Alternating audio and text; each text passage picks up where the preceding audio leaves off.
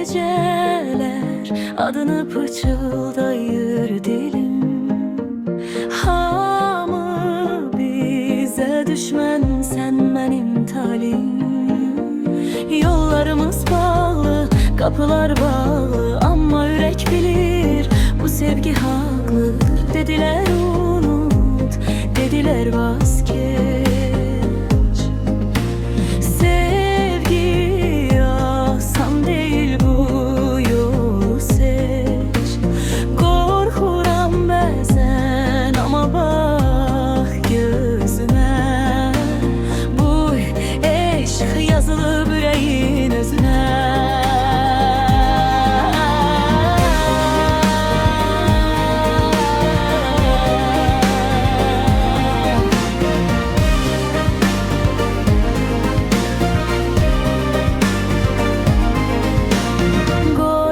Danışsın alem, koy desinler söz. Bu sevgi hikayemizdir, silinmez, sönmez.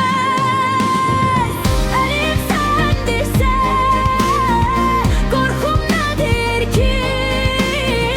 Dünya başımda olsa, yine sen benimki. Dadım gizlice,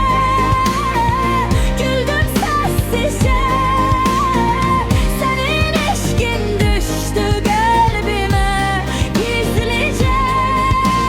Ne günah bizde, ne de bu hisse.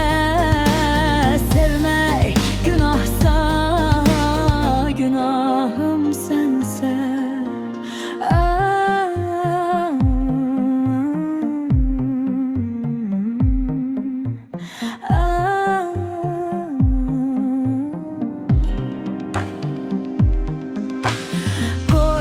Yollar ayrılsın, koy zaman sussun. Bu sevgi